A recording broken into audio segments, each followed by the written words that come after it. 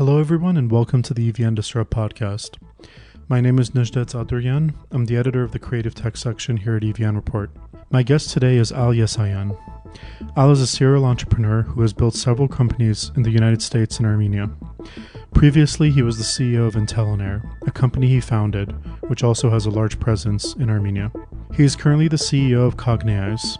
Al shared with us the products his companies are working on and the insights he's gained from his long career in the tech industry. Thank you for listening.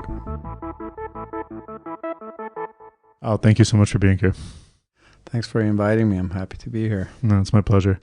Al, I want to start a little bit by hearing your perspective on how the tech ecosystem has really developed over the last 20, 25 years in Armenia. I mean, you're one of the people who's really been at the core of it from the beginning.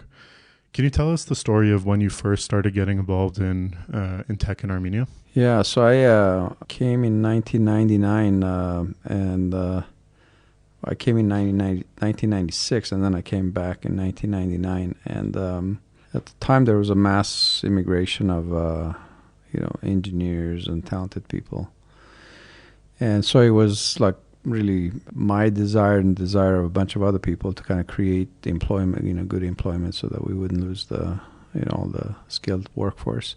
So in the summer of 1999, there was an event at the basement of the summer, or maybe spring.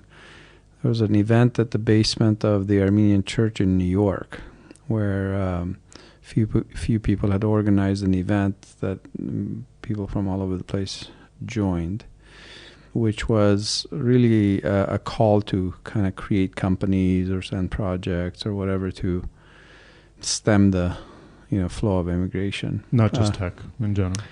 Primarily, I was in tech. Most people that were in the room were tech, but that was the primary sort of thrust. And I remember at that meeting, Berjai Vazian out of Boston, he was at that. I think at the time he was CEO of Yankee Group, or a very senior executive, and Berj basically stood in front of the door and said, nobody leaves unless you commit to creating jobs in Armenia. So pretty much everybody committed to doing something, either sending a project or.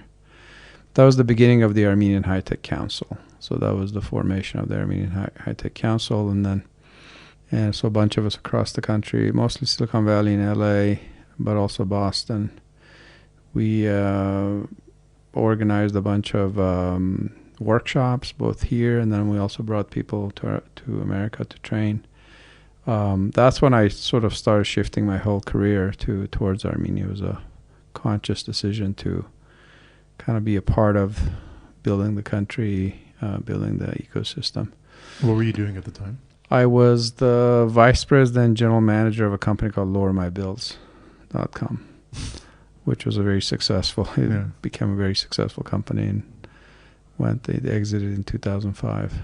So, what was the first project that you implemented in Armenia? With Lower My Bills, we sent some projects, and then we brought some people to it was kind of an outsource. That was the only outsourcing thing I've ever done. I don't really believe in outsourcing too much, but my first company I created was in 2000, and it was, so 2001, September 1 of 2001, 10 days before September 11th was my first company that I created, called Creation Point.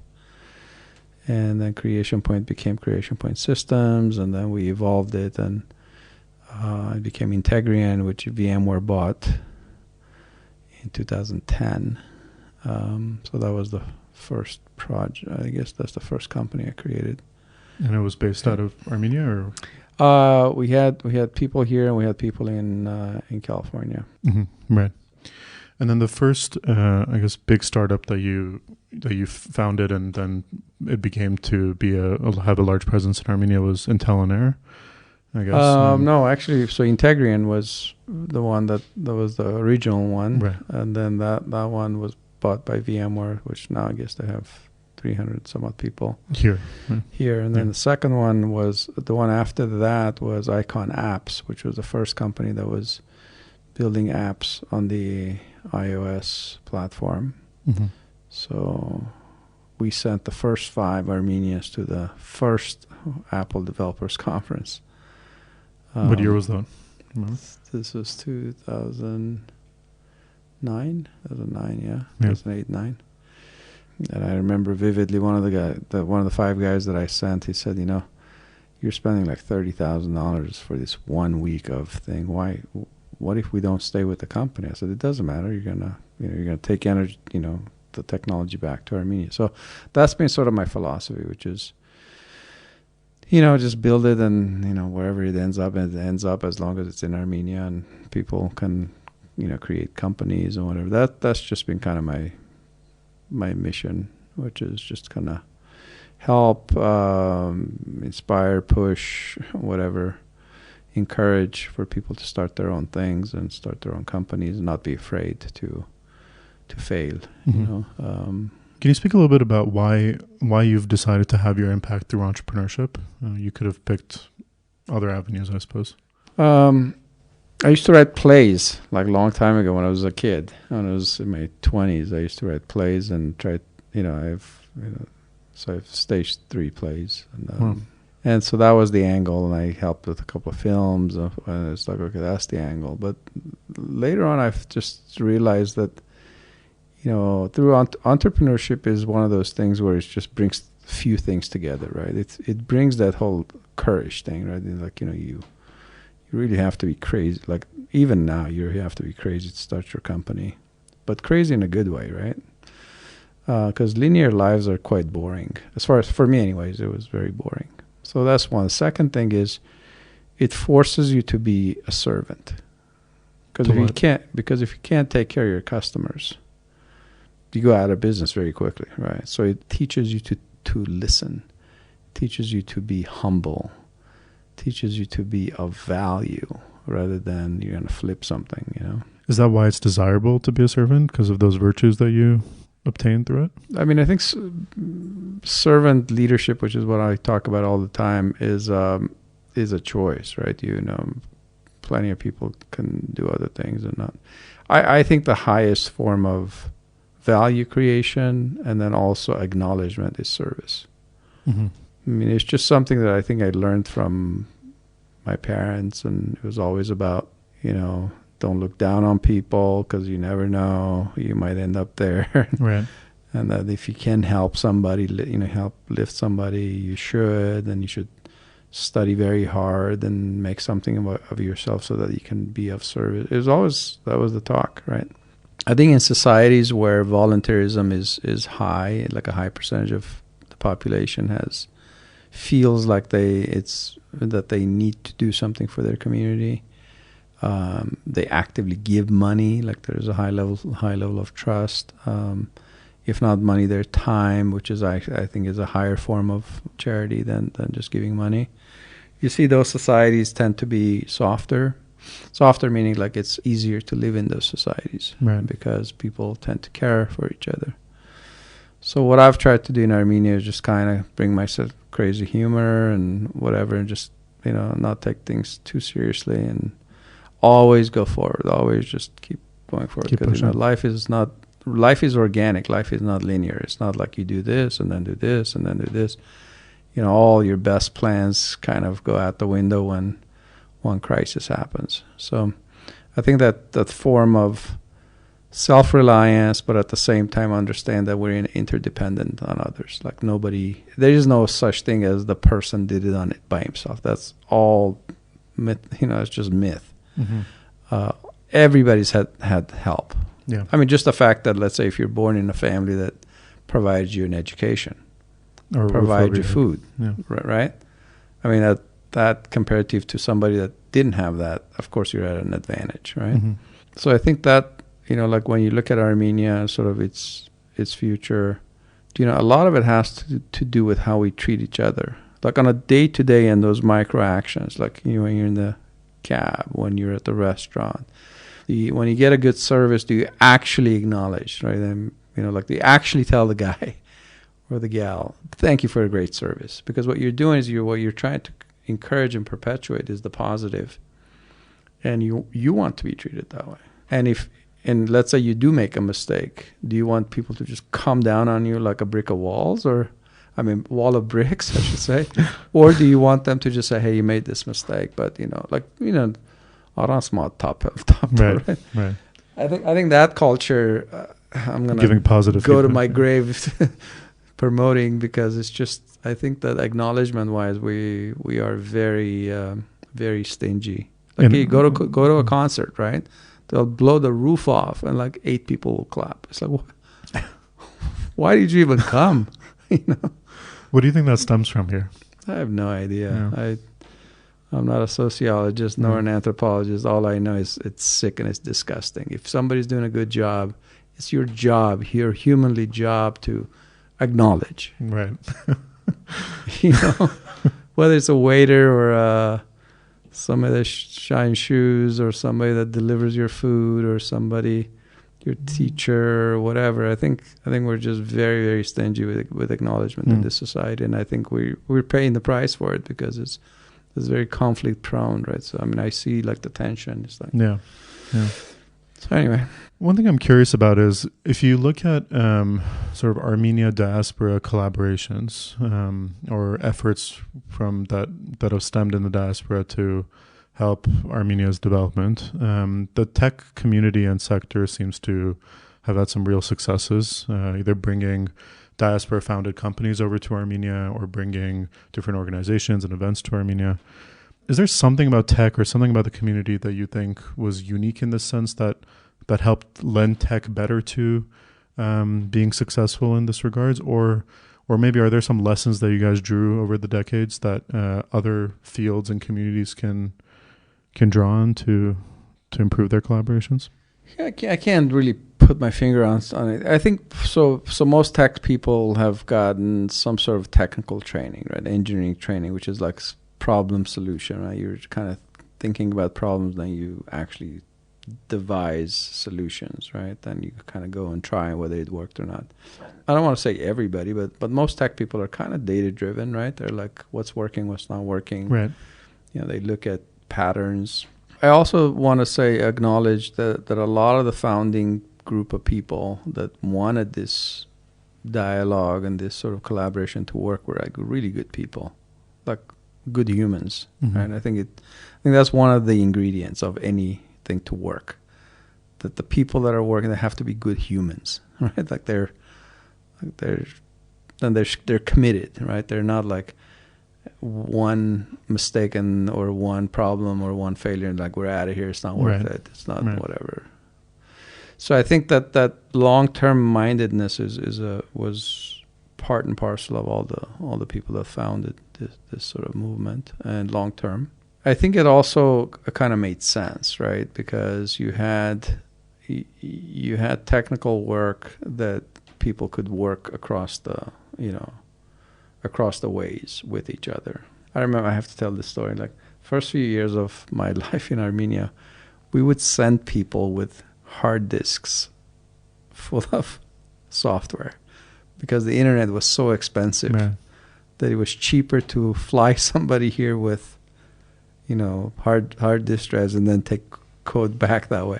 So when people say it's so hard, then I go, but compared to what? Yeah. It's all relative. Like you have to kind of think about it that way, right? So as far as like look, one thing that people don't realize is that diasporans have lives. Right. And they live in different societies, right? They have huge pressures. And when you live in Armenia, you have your own pressure, but it's Armenia, like everybody around you is Armenian. So obviously you're going to be more concerned with Armenia than like somewhere else, right? But let's say you live in LA. So you've got massive issues with LA itself, right? Traffic, expenses, violence, everything, right? Those are your daily reality is not Armenia. Right. So some portion of your focus is Armenia. I mean, even if people that actually care about Armenia, they'll take they can only take so much of their focus. That's why I try to spend so much time here, because it's like when you're there, that 12-hour time difference, no matter how much you are committed, it's hard, right? Try to like organize things. It's like 9 reschedules, Yeah. So that's one. Secondly is I think that we have to go from this culture of expectations.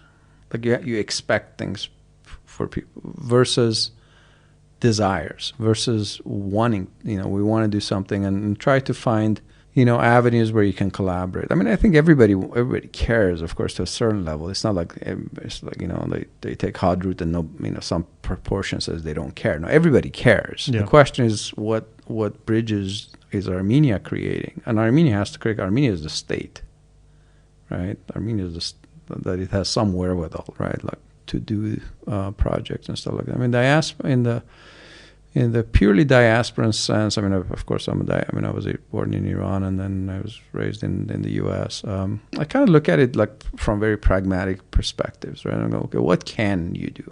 Okay, all right, you can adopt a village, and like literally for like 20 years. So that's why I made my 40-year commitment in '99. I said I'm committing for 40 years. Because everybody that I was talking to were like, okay, we'll do this project, and I was like, and then. For me, the long-term commitment is very important because it's a country. It's not a. It's not a community center or like a. It takes time. It takes time to change minds. Like I've been talking about the 7 Habits of Highly Effective People since '99, right? And I've brought maybe 500 copies of that book, and I've given it as gifts to people. It's still like what? They ask questions, fundamental questions. That is like, it's in the book. Like it's not like I was born with it. You know? Right. It's not rocket science. It's not rocket science, and it's also a matter of practice, right? You can't. I mean, like I just reread that book for the 9th time, I think, with my Cognaize team. And believe it or not, it helps because you get a common language of collaboration, you get a common language of service, you get common language of we're in it together. Like treat each other nicely. It's all in there, and it's nothing new, really. I mean, it's 5,000 years of. I mean, it's also in the Bible. It's also, if you go back, that it's in the, whatever the religion of the Egyptians were, and whatever. It's repackaged. Was Plato, Socrates. Like you read it, like you read the Stoics. It's like, wow, this is new. No, it's not new. It's 5,000 years old. So you have to. It begs the question: what is up with humanity? Right. Why can't they get a grasp of it? It's not that they can't.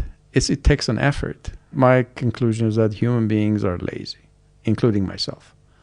So all things being equal, I'm not going to pick up a book and read it. I'll maybe watch it. Maybe I'll just go through all things being equal, right? If there's no pressure or whatever, you're going to go from like one story to the other story on your, Instagram and Facebook and, I have to be careful because, Armenia is like that's the only channel of communication.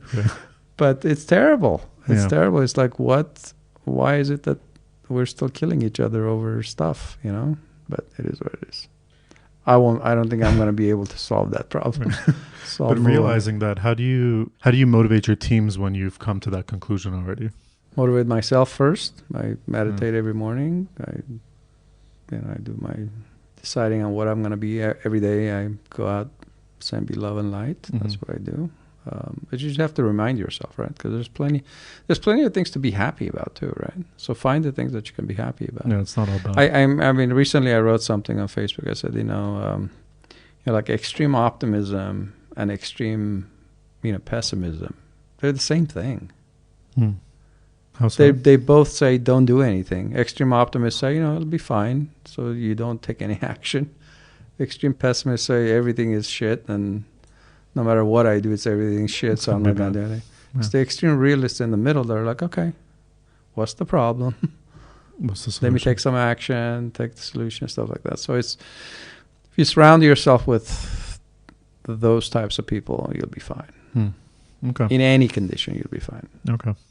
Let's get to your companies. Recently, you transitioned from as the CEO of Intelinair to the CEO of Cognaize.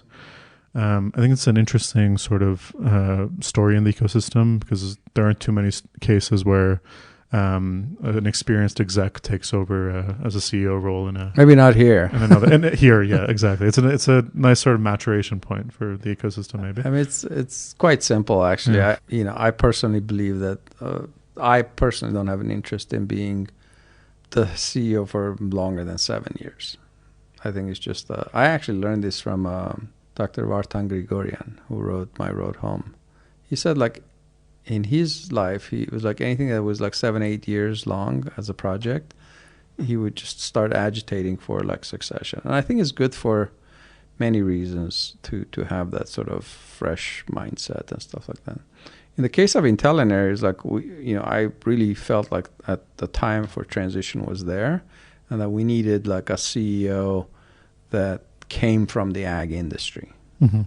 And I don't come from the ag industry. I'm not from the Midwest either. So it took 11 months to recruit Tim to become the CEO. He's awesome. Mm-hmm. I can tell you he's making 10 times better decisions than I am. I was. Mm-hmm. So that was that. And then as far as Cognaize is concerned, Vahe and I have been friends for like 10 years. So maybe longer. He tried to kill me by giving me a bad bike. No.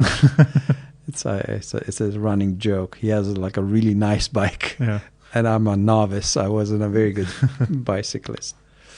So he's been talking to me for a few years, and I wanted to spend more time in Armenia. Can you tell us a little bit about what Cognaize does? What's the product you guys are building? Cognaize delivers actionable insights from unstructured data. So think about like a bank. They get a lot of PDF documents, or like, let's say if they want to give you a loan or whatever, there's a lot of stuff that they have to go through, and they have to extract key information from different documents to then push to their models and say, we're going to give you a loan, and we're going to give you a loan at this rate or whatever. So multiply that by tens of millions of times, right? Mm-hmm. So that's a lot. It's a very human process. And so what Vahe and his team created is a set of AI steps, if you will, and very heavy duty with deep learning, which is the most prevalent thing that is being talked about right now, where they automate a lot of that process. So they do a series of steps that automates that. So instead of 5,000 humans typing information, it just extracts information, puts it in automatically. It's basically called data automation. Mm-hmm. So you're trying like data as your key asset that now you can mine key information that then you can make better decisions based on. For example, if a company gets, dozens of invoices a day, can Cognaize extract out the key information and input it into an ERP, for instance, for a company? Yeah, that's a simple problem. There's many companies that do that. Simpler problem, I should say, because most invoices are pretty structured. Right. But we are dealing with like documents that are like 250 pages long. You have to go extract this thing from this table and that thing from that other table. So it's on the continuum of complexity. It's at the sort of like harder problem. Yeah. What are some examples of organizations or companies that are using Cognaize today? We don't discuss customers, no revenues, nor number of people. Got it. Understood. Coming back to Intellinear for a second, one of the important pieces of Armenia's economy is agriculture. Did you guys have an experience trying to implement agrotech projects in Armenia, selling products to big agriculture companies here? There is really no big agricultural company in Armenia. I mean, the companies that we deal with have like thousands. Like this last year, we covered 10 million acres. All of Armenia is 6 million acres. Including Artsakh, I think it's 6 million acres. So there's really no big agro business here, but there's a lot of good flora and fauna that could be documented. There could be a lot of environmental applications like river erosion or illegal sort of hex, or there's all sorts of. So Earth observation is a big field. It's not just agro. We've had multiple conversations with the government. They've on again, off again. We've never generated any revenues in Armenia. So right. Is the issue that it would be impractical to sell to sort of local farmers? And yeah, you can't. Especially for Intellinear scale. Even for India, it's hard to sell to local. Because Armenia is a smallholder. It's called basically that's what it means. Like the average farmers, I think, it's not even half an acre. Yeah. So in those instances, like in India, the local governments, or even the national government buys these sort of technologies and then provides services to the farmers. Right. In big agro in countries like the U.S., Argentina, Brazil, of course, there's large companies that all of our companies are large companies in the U.S. How big is the team here in Armenia now in Telners? Don't divulge numbers. Don't divulge those either. Got it. Maybe after exit or something. Got it. And there's a practical reason, right, for that, right? I mean, obviously, it's, people can count how much money you have, how much money did you raise, how many people do you have, and they can make. And I don't want to make it easier for our competition. Yeah. But if you ask, I mean, unfortunately, Yerevan is terrible with regards to keeping secrets. But I'll find out. I won't offer it. Right. But I'll find it some. Got it. Al, it's always interesting to hear your insights from your career. What advice would you give to young people sort of starting out in their careers now? Don't listen to people my age. That's what that would be advice number one. No, I think there's a lot of obsolete knowledge, but there are things that are time tested and time. I would say read the 7 Habits of Highly Effective People as soon as you can and actually discuss it, because this is something that it wasn't like one person's idea. The guy studied like hundreds of other books and success, literature from thousands of years ago through the Bible to whatever, and he came up with these habits that then he went and interviewed and validated, right? It's the surest way from first becoming a good, in my opinion, like a good person, like you're actually, that you connect how you are with yourself and your people around you, and that you are, habit one is like be proactive, right? Like don't be shy, speak up, go forward, start things. So that would be advice number one. Is that your favorite habit from the 7? My favorite, I mean, there's no favorite, they're all favorites, but my favorite one is seek win-win. Like I'm always looking for a win-win solution. Okay. I'm never looking like, let me maximize for myself, because it just never works anyway. It's not sustainable. Like think about just even in your own personal relationships, your wife, your kids, cousins, aunts, uncles, parents. Like think about times where you try to maximize for yourself and that it's a detriment for the other person. Just never sustains. Yeah, you won that one battle, but you lost the war. So it's always going back and saying, yes, of course you have your own goals and whatever, but it doesn't mean that you getting your goals, somebody else has to lose. Mm-hmm. It's not a zero-sum game. And if you look at pretty much all human conflict, what is all human conflict about? All human conflict. What's the source of it? Ignorance. There's only one problem. Every other problem is a version of that, derivative of that one problem, which is ignorance. Mm. Like if you think you're going to sustain by cheating somebody or by being mean to somebody on a long-term basis, and you think you're going to win on a long-term, you're an idiot. You're like a literal idiot. And I think that's where it's like, does it feel good? Right. And if you were on the other side, would you take that deal? I mean, it goes from all human relationships. In my opinion, maybe I'm simplifying everything into a book, but life might be much, much more organic and complex than that. But it's not that really, right? I mean, think about it. All over the place, all over the world you go. It's the same thing. They're recognizable patterns. Yeah. Yeah. Treat people like the way you want to be treated. That's a good rule.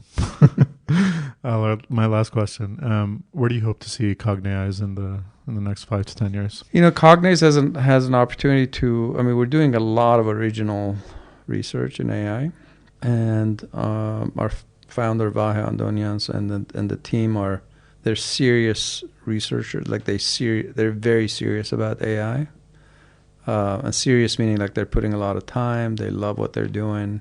My hope is that Cognaize would have as big a market cap as. No, actually, I want Armenia's GDP to be bigger. No, but hey, it could be like we're a major contributor to that, right? Yeah. I think we're very lucky because we've got companies like Service Titan, Pixar, and others that, again, just based on people with their drives and their ability to kind of entice and encourage others, inspire others. So why not? We have an opportunity. The thing is that one thing that I'm actively working on is to get tech people to like really take on the education problem in Armenia. And I say the education problem because it's multifaceted. But if you think about, let's say 20,000 competent IT people that we have, if each of them just adopted 5 kids, not adopted, like bring into their homes. But Sponsored. beyond sponsors, like big brother, big sister sort of type thing, where you're mentoring people across the years, not just on like some subject, right? Right. So if you think about, like, if we could quadruple or quintuple our competent AI workforce, the country will be unrecognizable. Like, we'll go from whatever, 16, 17 billion dollars of GDP to probably 50 billion dollars of GDP. And that changes everything, right? Because now it's not just the IT that's changing. It changes everything. Changes transportation, changes healthcare, changes, you name it, like changes everything, right? So that would be my hope for Cognaize to be we are, and we will continue to become more and more serious about that aspect of our efforts. Yeah. Well, I wish you a lot of luck with that, and I hope we see the ripple effects of that impact on the country. Thank you. Thank you so much for joining us all.